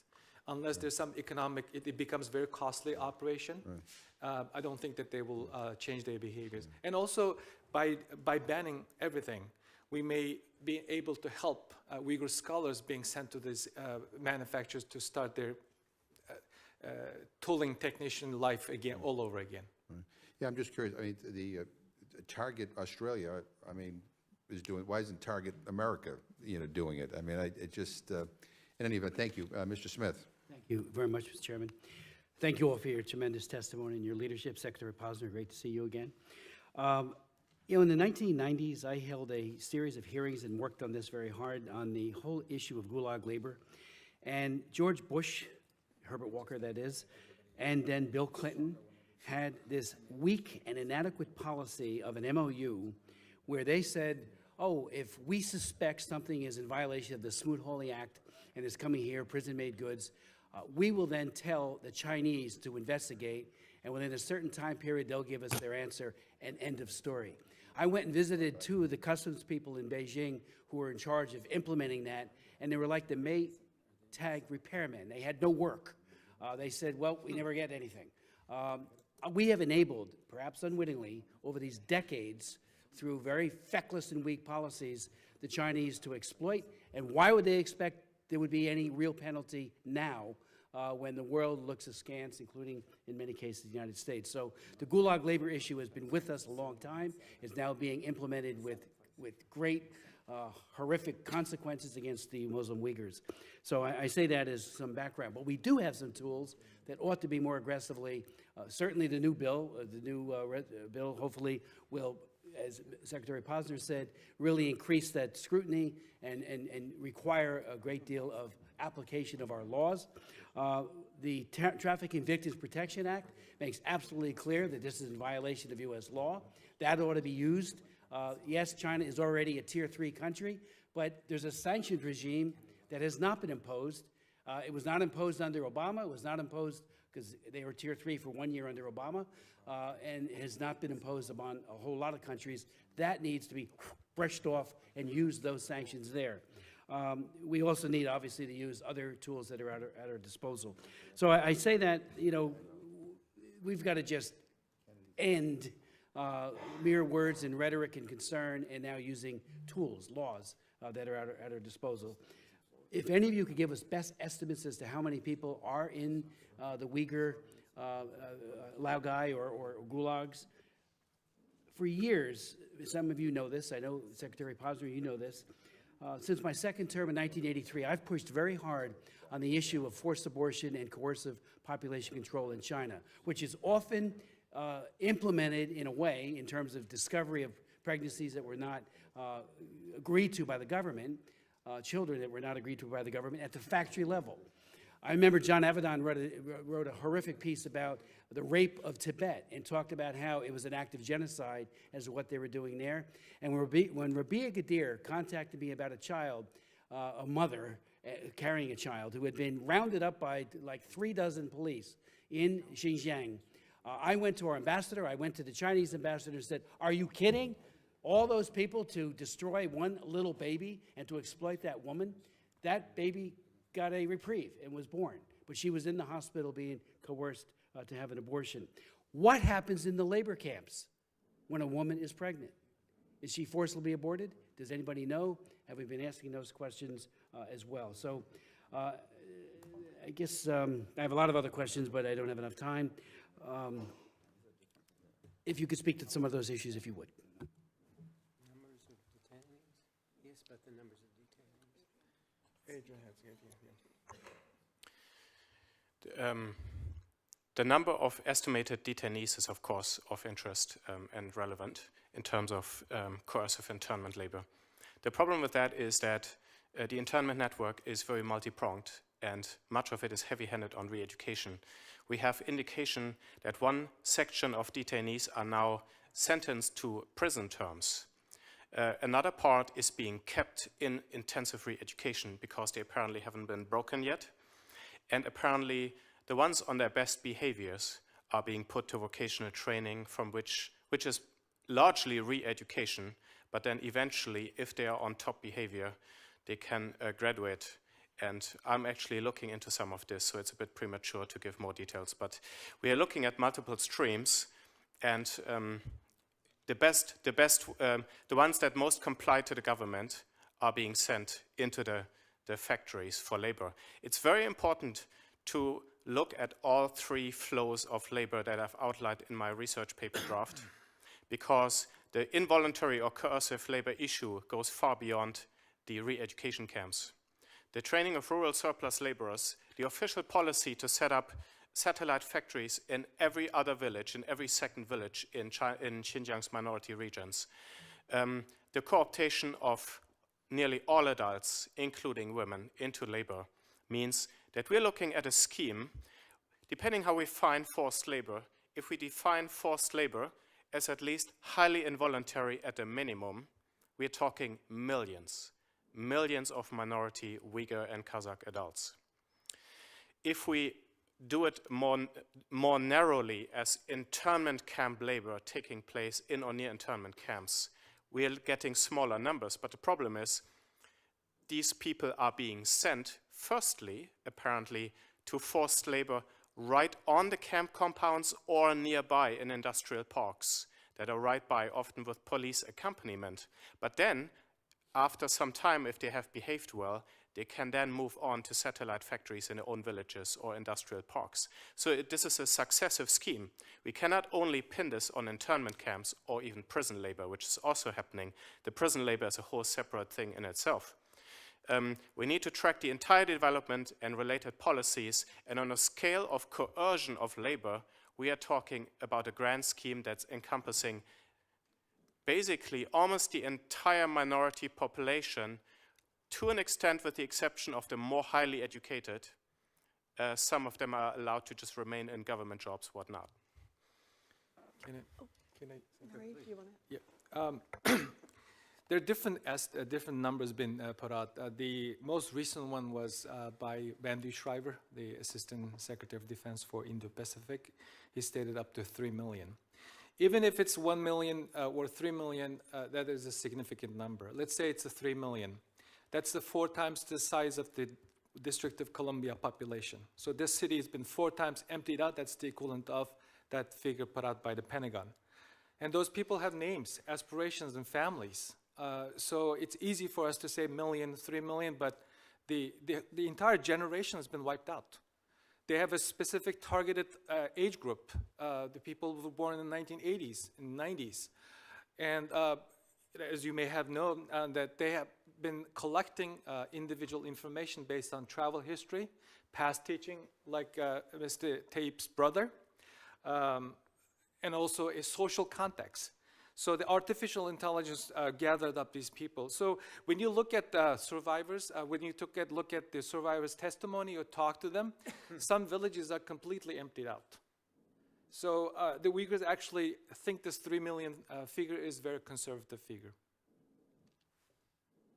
I wanted to just pick up a little bit on sort of the medical-related issues. We don't have anything very clear on specifically on forced abortion. We haven't heard very much, but we did interview a number of former detainees. And one thing we heard repeatedly that we weren't even looking for was people being subjected to repeated blood tests, repeated medical testing, often quite extensive. Women being given shots they didn't really know what they were for. Not consensual, right, which is a violation of international law, medical testing without consent. So I think that's a whole nother piece that needs attention, and we just don't have enough yet to know exactly what's going on. Is there any indications that organs may be the way they You know, there are people who suspect it, but I don't think we've heard anything that we could confirm that with. Nuri, do you have anything you want to add? No. Okay. If I can just add a slightly broader point, and it goes back to something Senator Rubio said when he asked the question about linking trade. All of the goodwill and good intentions in this room, both on the part of you all, but witnesses here, et cetera, pales by comparison to the direct relationship between our president and Xi Jinping. The Chinese Communist Party is a top-down, centrally controlled apparatus. He's both the president of China and the head of the Chinese Communist Party. And so on one level, the thing that is the most important is that there be a clear, unequivocal message coming from the top of our own government. That's what will make the greatest difference, and it's why I dwelled a little bit on my testimony, but there's such an obvious disconnect between what people in the State Department and these other agencies are saying and doing and what the president is saying. And so again, I know none of you have the ability to control his words or actions, but I think we need to keep our eye on that part of the relationship. It's a critical piece, and what happens at the top of the Chinese Communist Party filters down throughout the system. That's where the problem starts, and we're not going to really solve this until we have a more clear and unambiguous policy coming from the top. Great point. Thank you. Congresswoman Kaptur? Yes, I want to thank our co-chairs this morning for just an excellent hearing and for all of those who have come to place on the record your very important information. The word communism is a very disturbing word to me. I come from a family where 2 great uncles, one died in one of Stalin's gulags, and the other one was sent to 2 of them and survived until he got out in 1952 after Stalin's death. And so the whole philosophy, Dr. Zenz, that you referenced, work sets you free, whether one looks at the Nazi Party or the Communist Party, this whole idea that somehow forced labor equals salvation. I would be very grateful for any additional information you have from a philosophical standpoint about where this sick idea comes from. That's not really my question this morning, but I think that the victims of communism, you are onto something extraordinarily important that I think the new generation needs to learn. In terms of the impact of U.S. business relations with China, I'm wondering if, in terms of China's balance of payments with any country in the world, if any of you could state with which nation China has the largest trade surplus. In other words, more purchases from that particular country come from China than China purchases from that country. Can you, could someone state which country purchases more of their goods than any other? I don't know the exact numbers, but our U.S. Imports from China are number one. That is correct. The United States. So if one looks at $500 billion or more of trade deficit annually, we are integrally woven into their practices. I'm wondering if you look at the purchase of U.S. debt, do any of you know which country purchases the greatest share of U.S. debt? China. I believe it's China. Yes, it's over $1 trillion, $1.13 trillion. So what China does is integrally woven into the functioning of our society. And Mr. Tukel, I will do anything I can to help your family. I'm sure every member up here would. Just know that we stand ready to help families like yours. I would welcome you to my district to tell your story. If you're ever flying over Ohio, we would welcome you. We have a series we call At Freedom's Edge. Your family is a living example of it globally. Thank you. God bless you, and God bless your parents. Thank you. I wanted to ask our witnesses, in terms of the gulags that you referenced, is there a gender difference? Are there more women working in these zones than men, or is it equal? Does anyone wish to comment on that? Yes. The government has a quota for gender in textile, minority textile manufacturing, and it's supposed to be either 3:7 or 4:7 ratio in favor of women. You also see that almost all the propaganda accounts in Uyghur textile manufacturing, especially connected to internment camps, show women. So you're saying it's 4 men to 7 women? Is that what you're saying? Yes. Yes, for textile manufacturing. Why is There's, that? of course, traditional reasons, because traditionally Uyghur women, minority women, have engaged in traditional forms of cloth making, dress, etc. All right. I'm reminded of the Triangle Shirtwaist Fire in New York City, which spawned the development of the what was called the International Ladies Garment Workers Union in our own country, and the struggle that women have had globally, including here, to try to earn a decent living for the work that they do, many in very unsafe conditions and exploitative conditions. I wanted to ask you, any of you, what are the average wages? If you were to talk to an average American and just say, look, this is what America earns, American workers, what do Chinese workers earn working in these zones? I can just give you a little anecdotal information about what the minimum wage is and what we're hearing people are actually being paid. So the minimum wage in Xinjiang is between 1,400 and 1,800 yuan per month.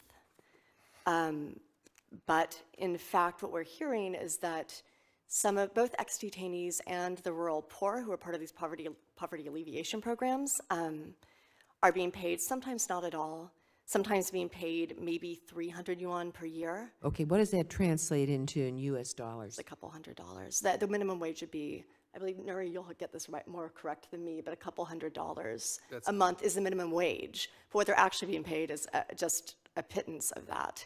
So people are being paid in a year what they should be paid in a month. I mean, we don't even know that. We don't even know what workers work for there. Is that hidden? We know what the official minimum wage is, but there's an official government policy right now with regard to minority labor that they don't have to be paid it. None of you placed that in your testimony, I don't believe. If you could provide any refinement of that so that the American people could understand what's really going on here, I think that would be quite helpful. I also wanted to ask a question about fentanyl.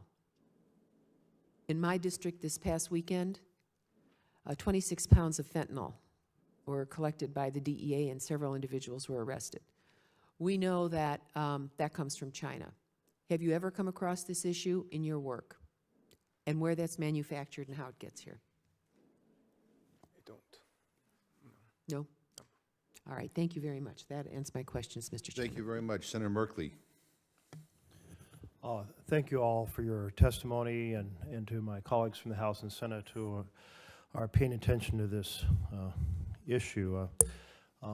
Mr. Posner, you mentioned that it would be so important, central, to have a message from the top. And I am concerned that we haven't succeeded in getting President Trump to speak to significant human rights abuses around the world. The ethnic cleansing that occurred in Burma, driving 700,000 Rohingya into the neighboring country of Bangladesh, 300 villages burned down, massive systematic rape, assaults, and in this case, also again, a vacuum. And I think that all of us, Democrats, Republicans, House, Senate, need to try to find a way to have President Trump stand up on the international stage on both of these issues.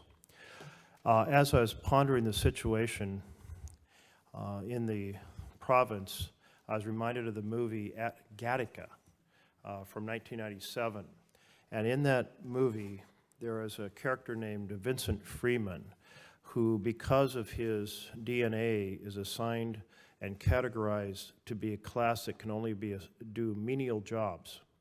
But he's determined to travel in space, so he goes to extraordinary lengths to basically overcome the government's systematic testing of urine and DNA. And this is really before we had DNA, ability to monitor DNA the way that we can now in 1997, and 20 years ago. Now we have this province that has an additional tool that wasn't even dreamed of in the late 90s, of facial recognition. And Vincent Freeman would have had a very hard time overcoming that additional factor. I am concerned that this model of a government exercising extensive, massive surveillance in combination with artificial intelligence, with the data storage capabilities that exist at this moment, let alone what comes, is a tool that is very difficult for governments to perhaps resist. We have a case of our own government just saying that they want to take a DNA record of every immigrant to the United States of America. And so you can see that we're not immune from the collection of massive amounts of personally identifying data that could be used in all kinds of ways. As we're listening to you, I'm sensing that we don't have one clear path to be able to exercise more leverage. One of the issues has come up, U.S. companies, and how difficult it is for U.S. companies to track where the products are originating, and getting more difficult all the time, it sounds like. And how can we take that on? And if you all can follow up with all of us, we can think about what we can do legislatively. Senator Rubio led a bill, the Uyghur Human Rights Act, that passed on September 11th. And it has a series of reports and strategies in it. It has an amendment that I submitted that called for, unless international monitors are allowed access, it would trigger the Global Magnitsky Act.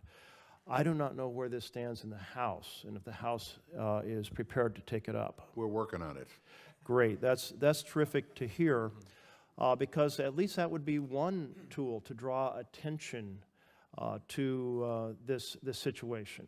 And I think as a result of the Senate examining this, the U.S. government, the executive branch, has now taken two actions on October 7th and October 8th. On October 7th, they set a series of export restrictions on certain products to a host of provinces in China that could be used in surveillance and so forth. And on October 8th, they put in visa restrictions on officials who are complicit in the internment camps, the slave labor, and so forth. I want to ask all of you,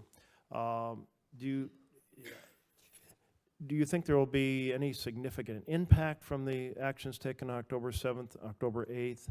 How would you like to see the act, the Uyghur Human Rights Act, strengthened in the House?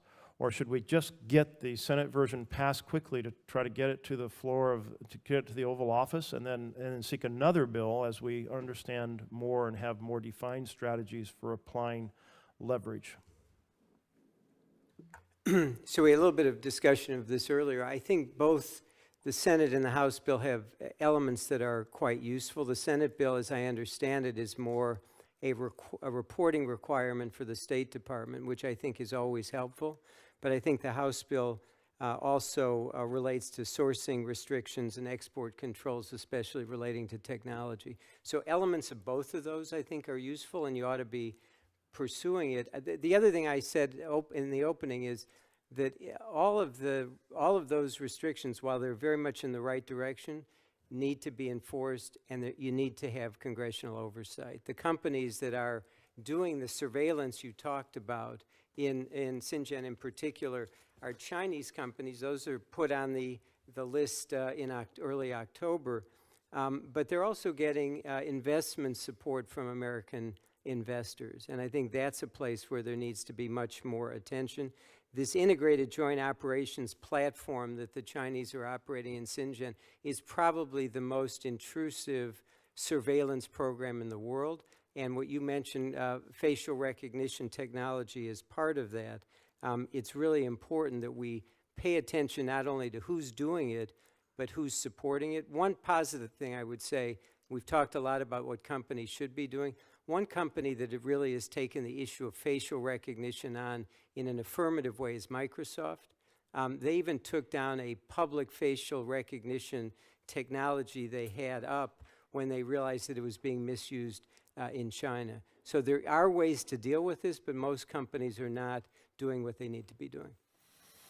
The entity list, I think it's very significant. I never thought in my lifetime that I would see a government would sanction the entire police department in the Uyghur region, which is very significant.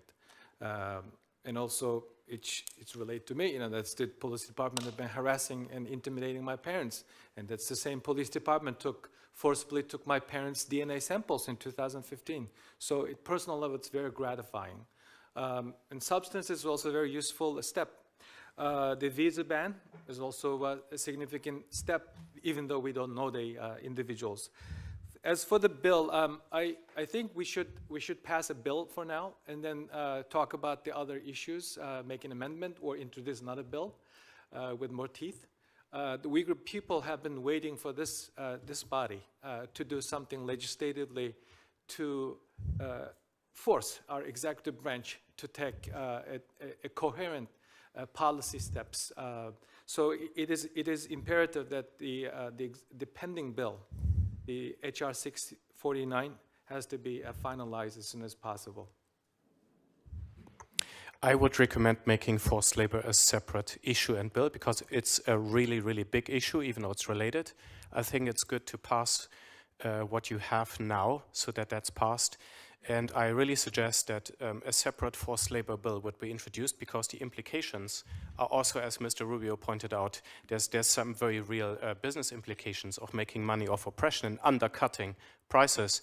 I would really suggest that that would really have some teeth to scare the business community, the American business community, the Western business community, to really put sanctions on companies that have dealings with forced labor and to make that a really strong, separate package.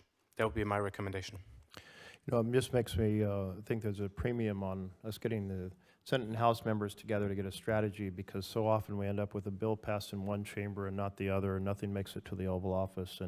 And certainly I'll make myself available for any discussions of that nature. It was mentioned earlier that China is a Tier 3 country in terms of labor practices, forced labor, enslaved labor. That puts it in a small group of very abusive countries. But the real impact of that is related to foreign aid. And we don't send foreign aid to China. So how could we take those same, how could we strengthen the Tier 3 consequences in a real substantive way so that it would have an impact on the types of practices we are seeing applied to the Uyghur community? Well, again, to me, the biggest issue is enforcement. We had some discussion earlier about the Customs and Border Protection issuing withhold release orders on a few companies that were using prison and forced labor in the apparel sector. The enforcement of what comes into the United States has been historically extremely weak. We don't have the resources to get at that. And there's no doubt that there are many, many products coming into the United States that are products of forced labor. So I think part of this is really trying to figure out how do we bolster that and make sure that things coming into this country are not the product of the practices that my colleagues have been describing here today.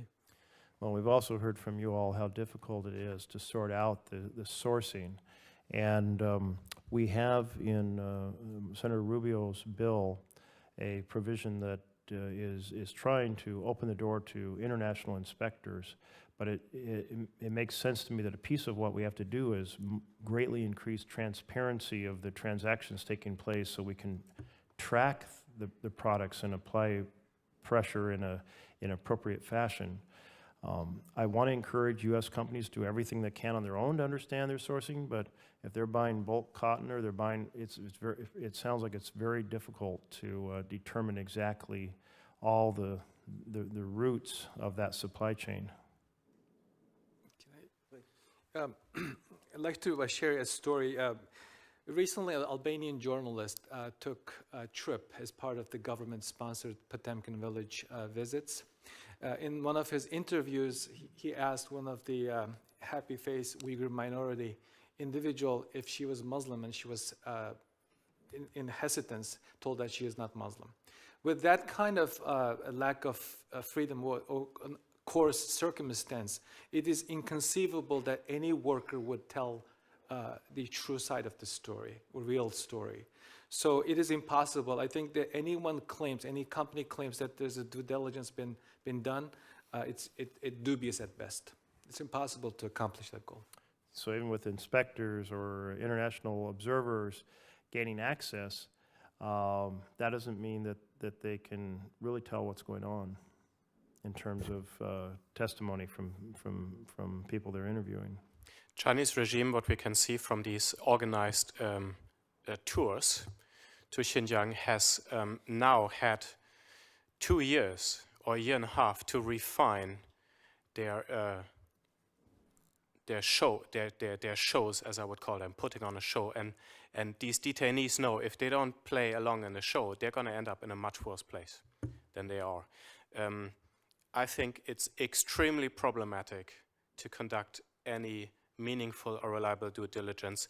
I would still press for inspections because intelligent people can read between the lines.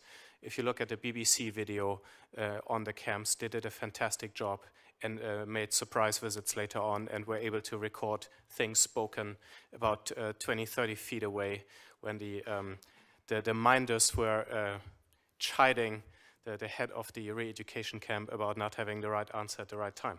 But even so, I think it's much more necessary to look at this from what the government has said on paper. The Xinjiang government has made some very clear statements on paper. These ought to be taken seriously. I'm documenting them in my research, and I think it's much more effective to come to the conclusion of declaring Xinjiang an involuntary or coercive labor zone by policy or similar, go on that level rather than try to pick apart production, supply chains, try to do investigations. One can do both at the same time, but I would really recommend doing the latter as well and not just the former. Senator, the issue is much bigger than just the forced labor issue. I think we need to look at a broader industry standard. If we stop this practice in the manufacturing sector, we have the universities are vulnerable because we already know that one famous US scientist, Professor Kenneth Kidd, assisted the Chinese public ministry with DNA sequences sampling technologies. And also we have Winter Olympic is coming up. So this has to be a multifaceted approach. We have to also address the CCP insecurity. Earlier on, there was a question about CCP. To the Chinese Communist Party, the Uyghur identity, Uyghurs' religious background, in of itself is a threat. So they need to get rid of it. So this has to be looked at in the multiple fronts. The Australian example, I think, has a lot to do with this entity list. So whatever happens in Washington on this particular issue has a global implications.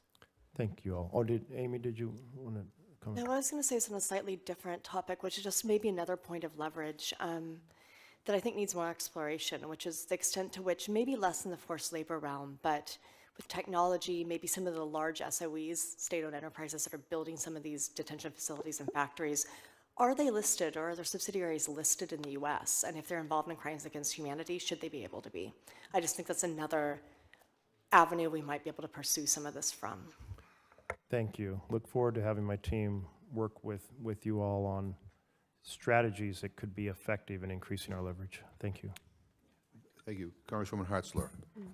Thank you, Mr. Chairman, and thank you to my colleagues for holding this very important hearing, and thank you to each of you for your very, very important work. And I share Representative Capter's comments, Mr. Turkle, that we stand ready to help you, your family, any way that we can. I wanted to focus a little bit on Hike Vision in Dawah. As you know, these Chinese companies have profited greatly from the surge in Chinese security spending, winning government contracts for large-scale surveillance projects, and they provided much of the surveillance equipment used by officials to monitor the ethnic minorities in the Xinjiang. On October 7th, 2019, the U.S. Department of Commerce, as we've talked about, have added 28 organizations located in China to the entity list, which restricts American exports to such organizations. And these companies, including Hike Vision in Dawah, were added due to their human rights violation abuses in China's campaign targeting ethnic minorities. And additionally, in last year's NDAA, National Defense Authorization Act, I included language prohibiting the federal government, our federal government, and companies that contract with our government from purchasing Hike Vision and Dawah video surveillance equipment.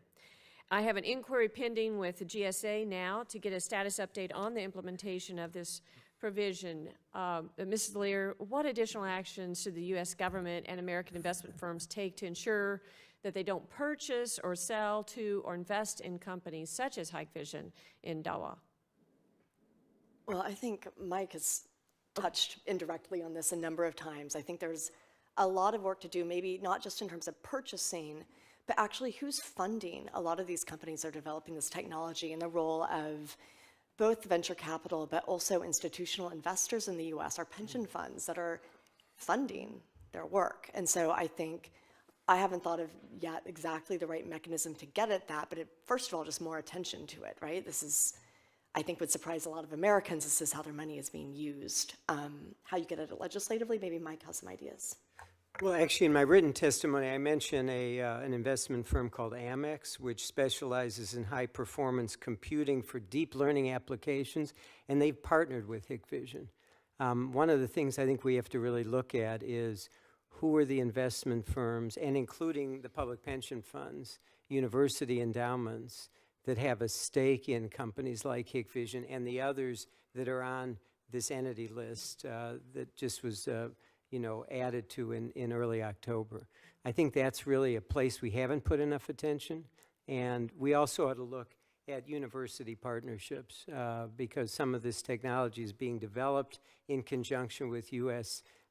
Technical experts who are working hand in glove with Chinese companies to build surveillance technology, facial recognition, DNA testing. There's a lot of work to be done. There's a company called Thermo Fisher out of Massachusetts, which actually sold DNA sequencers directly to government authorities in Xinjiang for genetic mapping until it was publicly called out earlier this year. They stopped doing it, but how did that happen? What were they thinking? It seems to me we've got a lot of work to do just to map the field of where the investment dollars are going, how they connect to the kinds of surveillance and bad use of technology we've been talking about. Divestment, sorry. No, go ahead. Divestment is one of the things that we need to look at. The Hikvision makes 1/3 of world security cameras. There have been reports that the American Teachers Union have been invested in some of the technology companies being at question. So another thing that we need, I think this has, I always emphasize the global effort because Chinese government already tested out these technologies, surveillance technologies, by using Uyghur lives in their homeland, and now they're exporting it. New York Times reported that there are about 18 countries already in the process of adopting Chinese surveillance technology. The question is very simple: what kind of world do we want for our for the next generation? Are we going to be dealing with this kind of surveillance technology, monitoring citizens' activities, even if it's the mildest political opposition?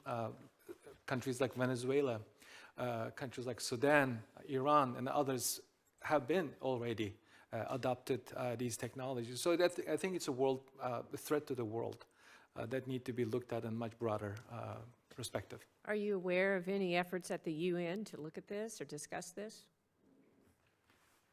Mike, it's your. Not meaningfully, no. Okay. Anything else you want to say on the pensions investing, just other than that we need to? Do you have a way to go after that? I mean, I think that's a very important point from this hearing. It's not just to target and to hold companies accountable, but to hold the pension funds and the investors as well, and as you bring up, the universities complicit in this. I mean, one of the challenges we have in all of this, this is what I call the dark side of the moon. We're dealing with a place that's been essentially sealed off from public visibility. Independent journalists, diplomats, the UN haven't got access. So the first thing is we've got to find ways to get greater insight into what's actually happening there and who's involved. But then when we know, for example, on the issue of surveillance technology or forced labor, I think we need to be educating people in public pension funds, people in university endowment investment offices, and private investment firms. We need to set a new standard that says it's not okay just to say this is one of many things we invest in and we have no idea what they're doing. Right. If it's a company involved in high technology that's being used for surveillance or police enforcement, security enforcement, the presumption ought to be you've got to be assuming that it's going to be misused in a place like Xinjiang against the Uyghurs. I just want to add one thing. I agree with Mike that this is the dark side of the moon. It's very hard to get firsthand information, but you can get some information. And so I think one thing in our report is the idea of having someone, maybe more than one person, fluent in written Mandarin, who's doing research in the US government and can start actually mapping out this world. It takes a lot of work, and the resources really need to be devoted to it. And then even without the access to the ground, we can still start to map this world. Okay. And I wanted to close on my last question, following up on something that Mr. Smith said too, because I'm also deeply concerned about reports of forced abortions, forced use of contraception, and sexual violence targeting the female ethnic minorities in the Xinjiang detention camps. And there was a recent Washington Post article highlighting the story of a woman who had her unborn baby cut out of her body without the use of anesthesia. And there are reports of women being raped by Chinese guards, impregnated, and then forced to undergo an abortion while in prison. This is nothing more than systemic torture. And as a nation that values dignity and human life, we must shed light on and work to stop these egregious acts. You indicated earlier that none of you really have much knowledge about what is happening on the ground with this potential or the reports of forced abortion, sexual violence. Is there any more that you can shed as far as a light on this that you're aware of? And could the forced abortion policy and birth control be part of China's plan to keep down the ethnic Muslim population? Is there any documentation this is part of their official state policies? And what can we do if anything additional, as an international community to stop China's gross human rights violations? We're speaking about millions of people being taken away, but we only have been able to speak to about 5 individuals who have been in those camps. At least 3 of those survivors have been telling us a very consistent stories about sexual violence. Mysterious pills that they've been given. Last month, I was one of the panelists at an event organized by the State Department, and one of my co-panelists who is a camp survivor told us that she no longer can conceive a baby. So because of what she's been given in the prison. And also a Washington Post story that you reported also describing very gruesome ways of sexual violence. But historically, Uyghur women have been a sexual object for the society. And now the forced marriage is another thing on top of taking away the Uyghur children. Every day when you turn on social media, you see a Uyghur woman forced to marry a Chinese individual. As you know, there's a large number of Chinese bachelors who are looking for wives, and the Chinese government providing incentives, housing, the cars, employment, as part of the effort to allure Chinese bachelors to go to the Uyghur region to marry Uyghur women. So it sounds like a typical, it fits the definition of cultural genocide. If a regime of government focusing on your children and your woman, I don't think I'm sitting with 2 lawyers here. You know, it's pretty obvious. There's a cultural genocide, ethnic cleansing is taking place that I am pretty comfortable stating. Yes, I would like to add to that. Obviously, this is a very difficult topic to investigate, and official documentation on this is basically non-existent. However, the evidence coming out of Xinjiang, thankfully, is increasing. And just this morning, I read a new article of a testimony by Mrs. Sortbay, who was a re-education camp educator, forced to be. She's now in asylum in Stockholm. She has testified before, but I'm just reading a more detailed testimony of hers that specifically gives more detail on sexual abuse and details a particularly disturbing incident where several hundred re-education camp detainees were led into the courtyard by the security guards, and then one woman was forced to undress and was raped by multiple policemen in front of all of the detainees. And of course, Mrs. Sortbay, as being the teacher, witnessed this personally. And the purpose of this rape was to watch the responses on the faces of the re-education camp detainees. And those who showed dismay, shock, or looked away were then taken away for further punishment. Those detainees who did not express, who were expressionless and continued watching this horrific rape, were apparently being considered having made progress in their re-education conversion and were not punished. Unbelievable. Well, we have much work to do. Thank you very much. Thank you very much, Senator Daines. Mr. Chairman, thank you. Some of you might know I spent nearly over half a decade, in fact, on the ground working in China, in Guangzhou, back in the 90s. I can tell you I'm very concerned with the ongoing erosion of human rights across the region, everywhere from Hong Kong out to Urumqi. I appreciate the work of this commission. I believe it's critical that we address these issues going on in Xinjiang province and to bring more awareness to these forced labor camps, mass internment, and other atrocities going on in the region. The U.S. has been the global leader in human rights, and we must continue to lead. The Trump administration recently demonstrated leadership with the blacklisting of companies associated with human rights violations in Xinjiang and elsewhere across China. I'm glad we're here today so that Congress can continue to work to stop these ongoing atrocities.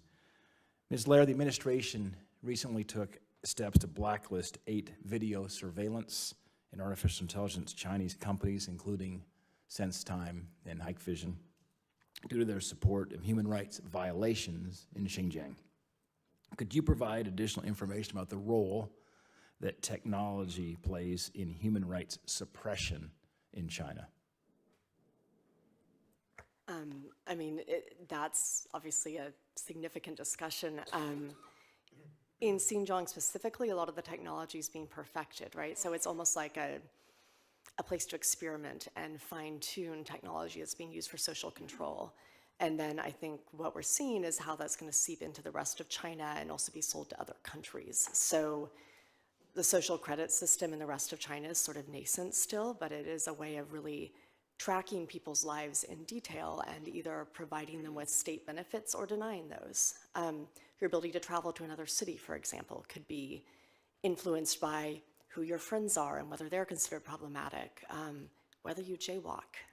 It's a level of potential social control that honestly is hard to get your mind wrapped around, but very significant. And we know, for example, in Xinjiang that people are being tracked for, how much gas they're using and whether gas usage changes, because that's seen as a signal of something, whether they go in and out of their back door or their front door. I mean, it's pervasive in a way that is hard to really fully comprehend.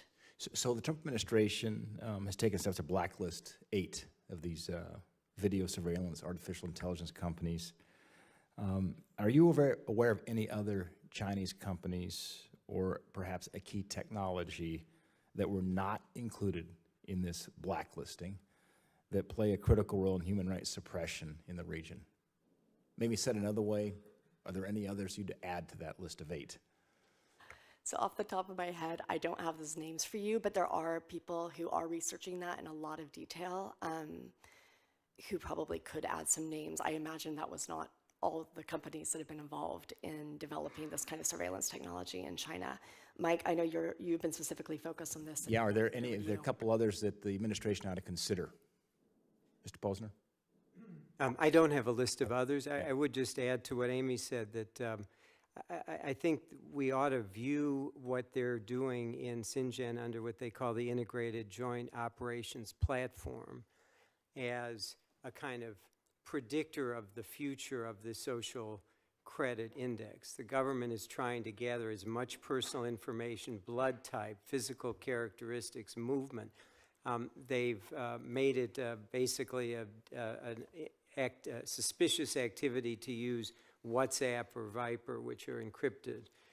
They've said that if you don't carry your phone with you, that in itself is a basis for suspicion and can lead to arrest. So what we're really seeing is a kind of laboratory experiment using the Uyghur population as the test case or the guinea pigs to see how much information can you gather as a means of social control. So I think this is an area where we ought to be looking, and I think, as Amy said, others are trying to figure out who else is involved, but we also ought to figure out who are the people investing in American companies investing in this vast apparatus. I will say one other thing that it's in my written testimony, but there are several places where I think Apple, which is a big American technology company, has done things that I have concerns about. I think they need to adopt a broader human rights policy. One is through a partnership with the Guizhou cloud big data company. That company has agreed to store data on servers operated by the state-run China Telecom. And I think a company like Apple, big, strong company, needs to be highly careful about who it's partnering with and what their activities are. I spent 12 years in the cloud computing business. In fact, I ran Asia Pacific for our company for 5 years. Be very concerned about privacy in terms of any data that's stored on servers in China. Right.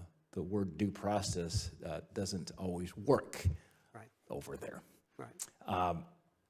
I want to ask you, Mr. Posner, Secretary of State Mike Pompeo has provided some of the strongest support to the Uyghurs at the recent UN Council meeting, stating that, quote, this is China's attempt to erase its own citizens, end quote, and requesting countries to resist China's demands to repatriate the Uyghurs. How is the rest of the world responding to the U.S. lead in this area and Secretary Pompeo's request for support? Senator, in my opening remark, I gave praise to Secretary Pompeo and also John Sullivan, the deputy, both of whom have been quite outspoken. Sullivan, also at the UN General Assembly, held a session on religious freedom where he went out of his way to talk about Chinese violations. So I think consistently the Secretary of State and the Deputy have been very strong on this. My concern is, and I expressed it earlier, their words are compromised by the inability or failure of the President to echo a similar line. The notion that, for example, the Chinese and people in Hong Kong can figure out what to do about Hong Kong, that's not they don't need outside advice. Or the suggestion, which was reported by CNN and others, that he had a conversation with Xi Jinping where he said, while we're negotiating a trade deal, I'm not going to talk about Hong Kong. The world looks at the totality, and the Commander-in-Chief is the primary spokesperson for the United States.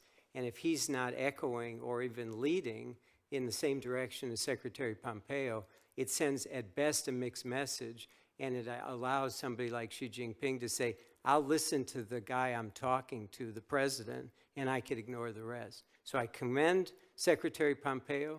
The challenge now is to get a whole of government approach, and it needs to start at the top. All right. Thank you very much. I'm out of time here, but thank you. Mr. Chairman, thank you. Well, thank you, and I appreciate everybody here. I just have one final question of, Senator Rubio referenced the whole NBA controversy in the beginning, and as you all know, back in 2016, the NBA worked with the Chinese state-controlled entity to open up the NBA Academy in Xinjiang. And I got a couple of, to your knowledge, has the NBA voiced any concern to their partners over the detention of Uyghur athletes? And the reason why I ask is because we know that Chinese authorities detained a 19-year-old Uyghur, a rising soccer star, for 11 months for, quote, visiting foreign countries after he trained and competed abroad. So I'm not sure what that is all about.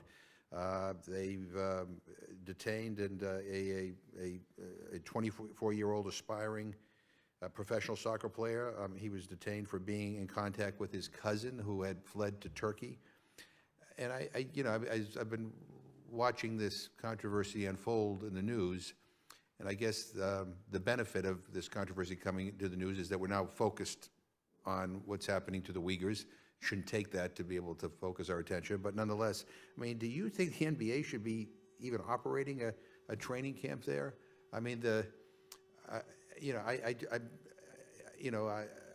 If they were here, I'd say, what the hell are you thinking? Right? Are you that tone deaf, or are you so interested in potential markets and making money that, you're willing to ignore the mounting evidence, much of which is, has been made public about the human rights atrocities going on there?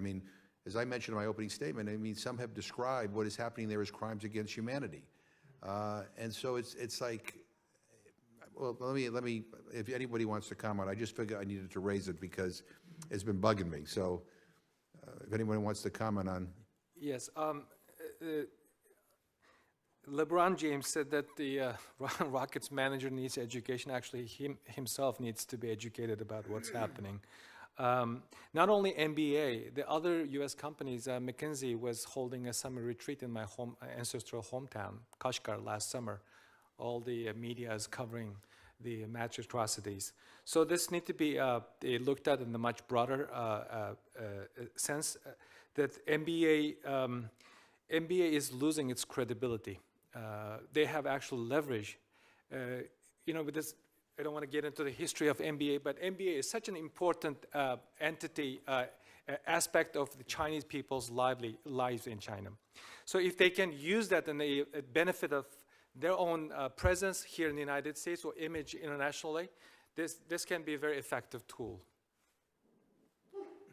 Just to add real quickly, at least press reports say that 10% of the NBA's income is now in China. There are 500 million NBA fans in China. They're estimating or projecting that their income will be 20% in the next 5 or 10 years.